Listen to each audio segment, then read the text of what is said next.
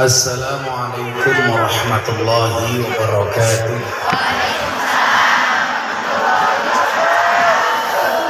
Alhamdulillahil qail. A'udzu billahi samil alim minasy syaithanir rajim. Bismillahirrahmanirrahim.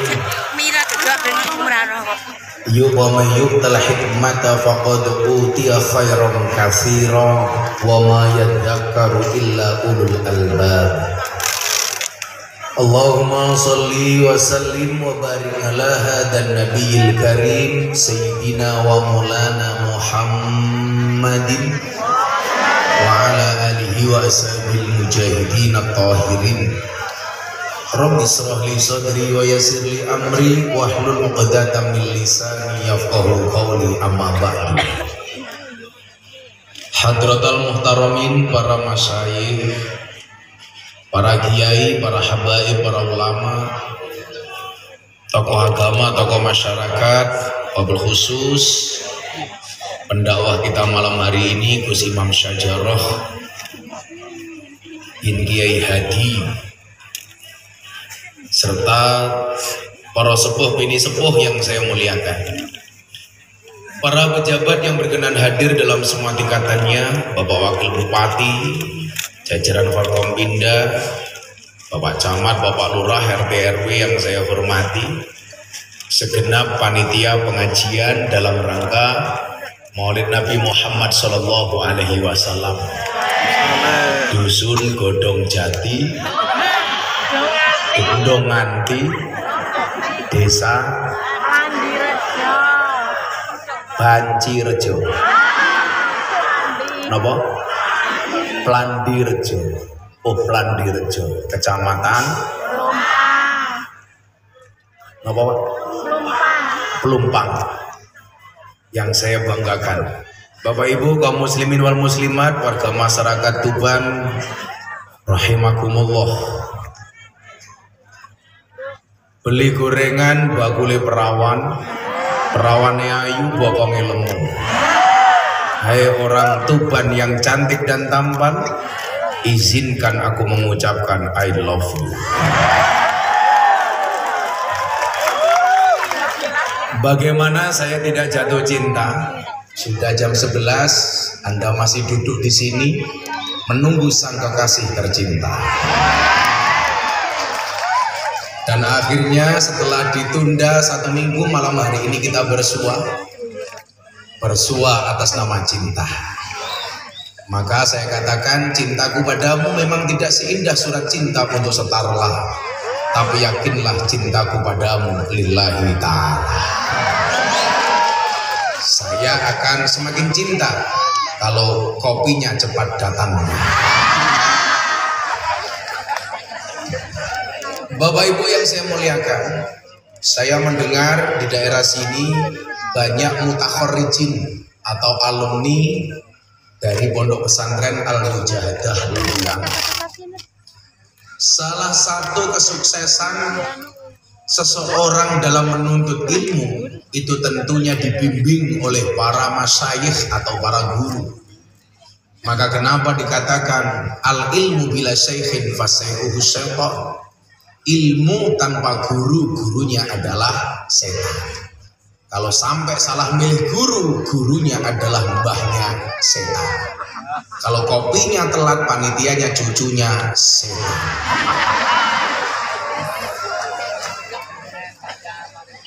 Salah satu perintah kewajiban mengikuti guru atau menanyakan segala sesuatunya kepada guru, tentunya firman Allah, fas'alu ahla dzikri in kuntum la ta'lamun.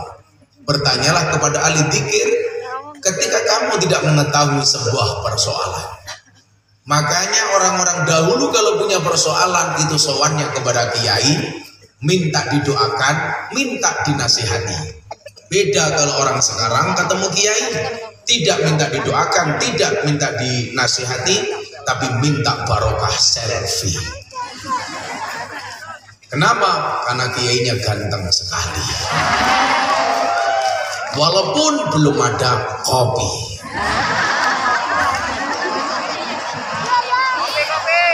Saya mau cerita bagaimana kemudian di Lempuyangan ada banyak masyayikh yang luar biasa. Salah satunya adalah pengasuh pondok pesantren atau pendiri pondok pesantren Al-Mujahadah, Simbah Kiai Ahmad Dardiri, yang merupakan adik kandung dari Bahadi. Abah Hadi itu bapaknya Gus Jarroh, punya adik namanya Mbah Dardiri. Nah, saya mau cerita Bapak Ibu, betapa kemudian kiai-kiai Nahdlatul Ulama itu luar biasa. Satu ketika Mbah Dardiri tidur di ruang tamu, ada maling datang masuk ke dalam rumah. Simbah Kiai sedang tidur ayam. Jadi mohon maaf, setengah turu setengah melek, setengah sare setengah melek. Kenapa? Ya karena belum minum kopi tadi itu.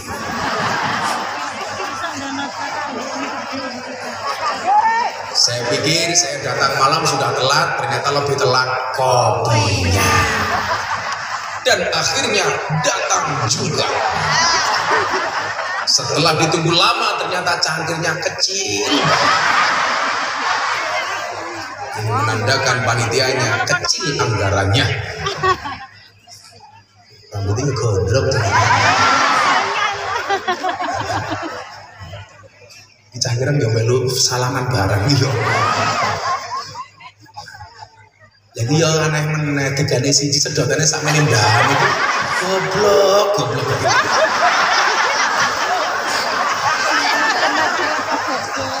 Ini sedotan apa nggih ganjel cangkem. Nah, singkat cerita Bapak Ibu, Mbah Dardiri ini sedang tidur, ada maling datang pengen mencuri di rumahnya Mbah Kiai. Padahal Mbah Kiai Ahmad Dardiri ini mohon maaf sedang setengah tidur. Saku kanannya beliau dirogoh sama maling. Ternyata malingnya salah. Duitnya Mbah Dardiri bukan berada di saku kanan, tetapi di saku kiri. Sehingga malingnya keluar dengan penuh kekecewaan hatinya karena tidak mendapatkan apa yang ingin dicurinya. Begitu malingnya pulang keluar dari rumah, dipanggil sama Mbah Kiai. Iki cah iki ngopo meneh? Kebelet yo ya Allah. Iki sing nguyuh putune apa mbahne?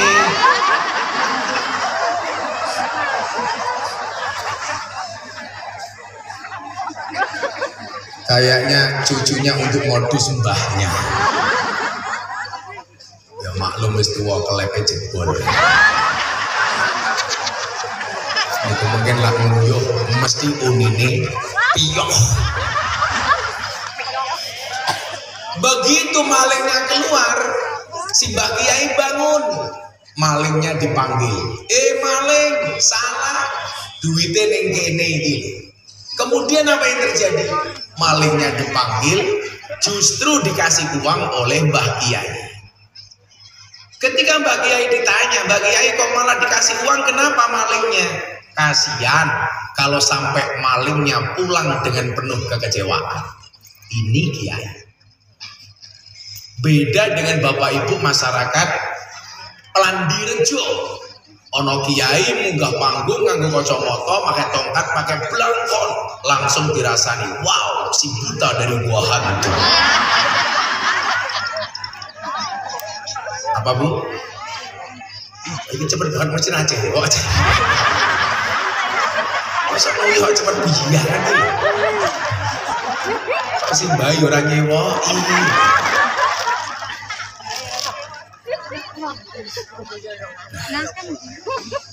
Artinya apa? Bahwa kemudian saya sebagai santri NU itu bersyukur. Begitu banyak suri tauladan, begitu banyak contoh akhlak Nabi Muhammad SAW yang kita tidak bisa melihatnya secara langsung itu dilakukan oleh Nabi, tapi dilakukan oleh ulama dan kiai yang merupakan pewaris para nabi. Sehingga kemudian apa? senantiasa keimanan, keislaman kita bisa terjaga. Kenapa? Karena begitu banyaknya al-ulama alladzina hum warasatul anbiya. Maka ketika Imam Al-Ghazali mengatakan berbicara tentang nasab, sarafun nasabi min salasi jihatin. Nasab itu bisa dilihat dari 3 sisi. Yang pertama, kita ngomongnya ya ngopo cah. Kita ngomongnya kan.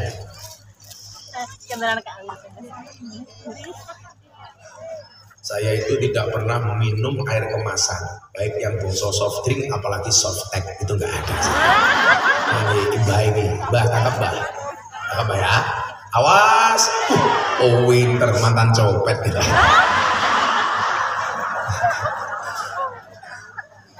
Kenapa saya kasih yang kurus? Karena sampingnya gemuknya. Ya Allah. Yang bisa hadrohnya. Mbak copet. Maka Bapak Ibu yang saya muliakan, di NU, karena sebagaimana namanya Nahdlatul perkumpulan, dan ini bukan sembarang perkumpulan, tapi perkumpulan para ulama dan kiai. Begitu banyak suri tauladan akhlaknya Nabi yang kita terlalu jauh dengan Nabi. Kenapa? Karena terlalu banyaknya kemaksiatan dan dosa yang kita lakukan. Ternyata apa? Allah menjembatani kita dari Nabi dengan wasilah para kiai. Sehingga apa? Risalah yang dibawa oleh Nabi Muhammad bisa terjaga sampai kita atas jasa para ulama dan kiai. Saya punya banyak sekian cerita bagaimana kemudian kiai-kiai kita menunjukkan akhlaknya yang luar biasa.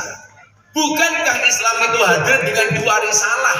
Yang pertama adalah rahmat, yang kedua adalah akhlak. Wa ma arsalnaka illa rahmatan lil alamin, innama bu'istul utammima makarimal akhlak. Di Wonogiri, Jogja bagian selatan, itu ada wali Allah namanya Mbah Marzuki. Tapi mohon maaf, kita bisa mengatakan orang itu wali karena masyhur, guru-guru kita mengatakan itu wali. Beda dengan zaman sekarang, baru viral di TikTok sudah disebut wali. Contohnya Joko Kendil, baru terkenal viral di TikTok gara-gara kemana-mana keliling Jawa jalan katanya naik macan putih, sudah dikatakan wali.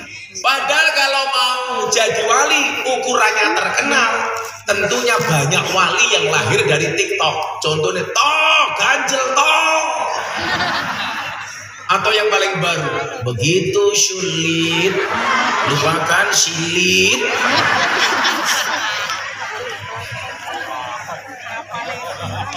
Malah tenang anak gue Samsudin. Padahal dikatakan la ya'riful wali illal wali.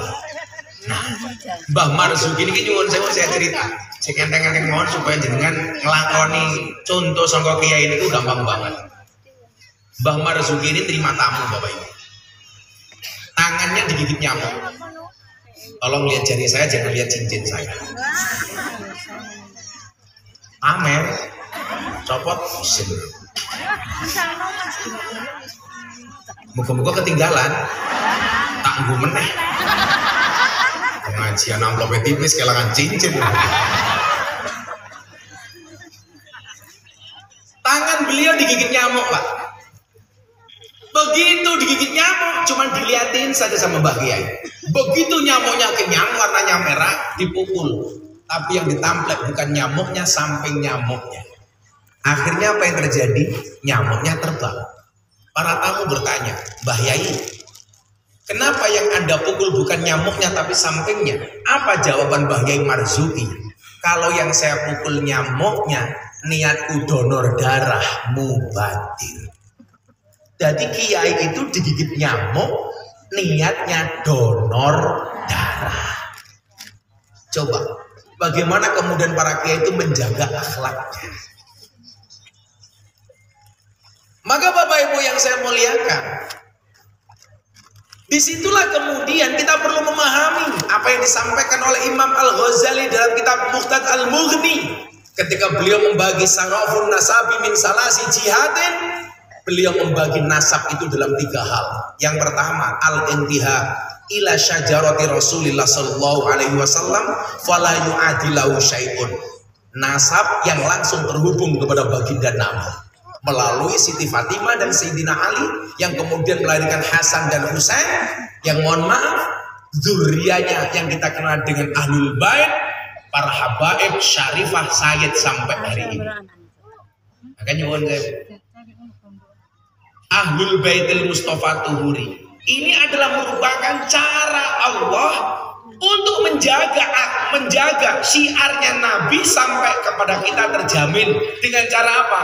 Melahirkan orang-orang yang merupakan dzurriyyahnya Nabi. Maka nyuwun sewu, pesannya Habib Lutfi kepada kita semuanya, hormatilah Habib bukan karena nasibnya, tapi karena nasabnya.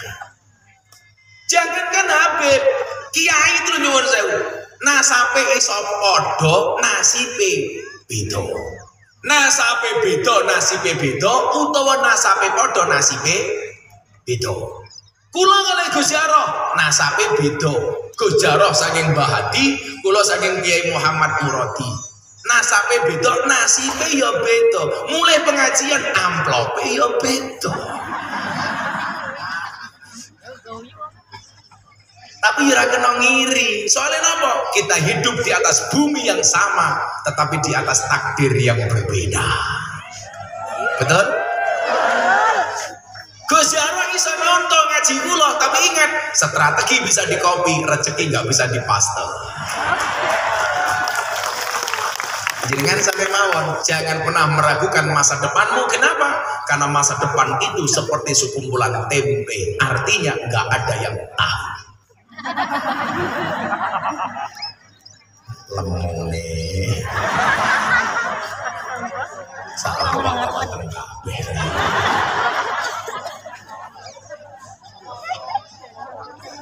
Apa kan? Empuk kabeh. Apa bojomu kok cerewet?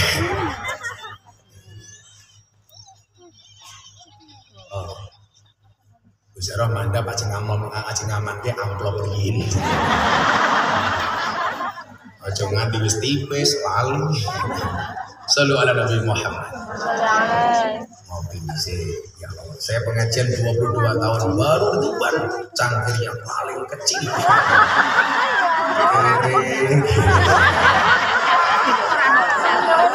Yang penting rasa. Kita cium baunya sangit. Pak Wabu memang cangkirnya di Tuban kayak gini ya Pak Wabu.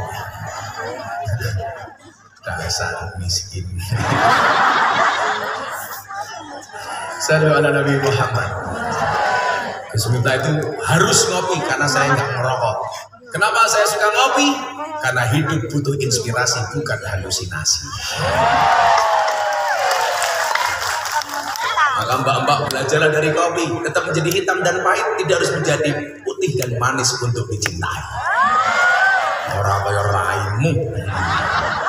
Aku nganti reso bedak kiki rai ke papan karambol. Sama-sama penuh dengan bedak. Ingat mbak, cantik itu tidak harus putih, tapi harus cewek. Ya masuk lanang ayu cok.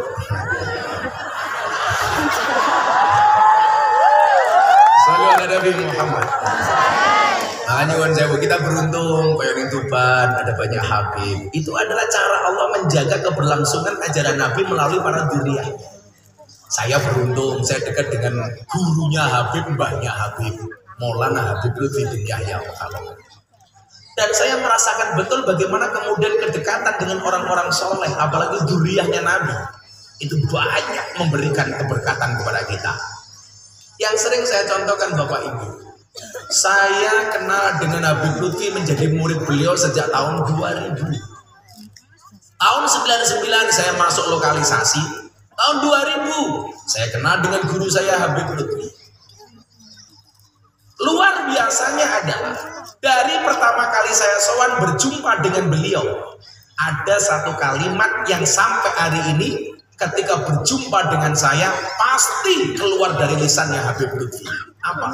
Setiap kali beliau memandang saya dari jauh, beliau selalu mengatakan, juragane teko. Padahal di saat beliau ngendikan juragane teko, saat itu saya miskin kuadrat, gak punya apa-apa. Walaupun sebenarnya mbah saya itu kaya 7 turunan. Persoalannya saya keturunan nomor 8.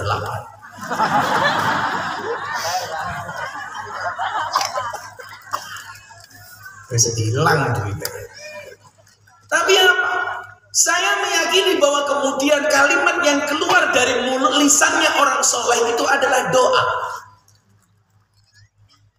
Maka Imam Asy-Syafi'i beliau memerintahkan kepada kita untuk senantiasa menjaga kecintaan kita kepada orang-orang soleh. Imam Syafi'i mengatakan, uhibbus sholihin, saya mencintai orang soleh. Walastu minhum, walaupun saya bukan merupakan bagian dari orang soleh. Makanya nyuwun saya, kalau Anda merasa tidak soleh, cintailah orang soleh. Kalau Anda merasa salah, maka banyaklah bergaulah dengan orang soleh. Alaikum bimujalasatil ulama. Untuk apa tujuannya? La'alli an anala bihim syafa'ah, supaya saya mendapatkan pertolongan dan kebaikan dari orang soleh. Buktinya apa? Saya miskin dipanggil juragan sama Habib Lutfi sampai hari ini. Tahun 2006-2007, di saat saya diuji oleh Allah dengan kemiskinan dan kemelaratan. Saat itu Bapak Ibu, saya diuji, anak saya susunya habis, saya punya uang 50.000. Pilihannya 2. Uang ini untuk beli susu anak saya, atau saya sowan ke Pekalongan ngaji sama guru saya untuk salam tempel. Karena saya punya kebiasaan kalau ketemu kiai-kiai saya, guru-guru saya pasti punya salam tempel, walaupun apa adanya. Bahkan tidak jarang saya hutang untuk ketemu guru saya untuk salam tempel. Akhirnya saya bilang sama istri saya, Beb, sorry ya, saya tipe suami yang setia. Karena saya punya prinsip, lelaki yang hebat bukan lelaki yang mencintai banyak wanita, tetapi mencintai satu wanita dengan banyak cara. Kenapa saya harus ngomong seperti itu? Karena direkam kamera. Konangan bojoku modar. Akhirnya apa? Saya bilang sama istri saya, sorry ya, uangnya jangan untuk beli susu anakmu. Terus kenapa Pak? Saya mau ke Pekalongan mau sowan Abah Lutfi. Akhirnya uang 50.000 tidak saya belikan susu, saya datang kepada guru saya untuk salam tempel guru saya. Akhirnya apa yang terjadi? Subhanallah, tiap malam saya rebutan susu sama anak saya.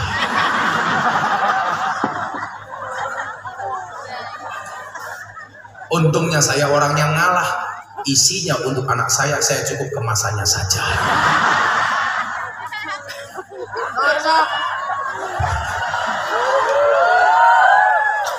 Karena ibu-ibu harus paham, laki-laki itu seperti soda. Maksudnya apa? Kalau ketemu susu pasti gembira. Maka namanya soda gembira. Pertemuan antara soda dengan susu. Kenapa dikatakan dinamakan susu? Karena jumlahnya 2. Kalau 1, susu.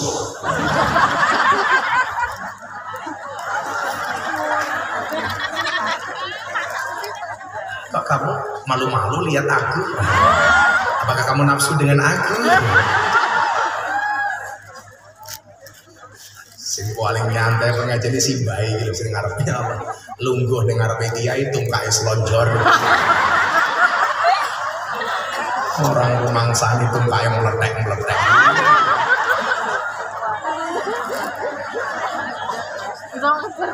Kenapa Mbak? Asam urat. Ada yang punya penyakit asam urat? Saya kasih obatnya. Pulang silakan cari gula batu. Gulane diwenehke aseme, watune nggih nutuki urate. Dijamin Mbah remuk.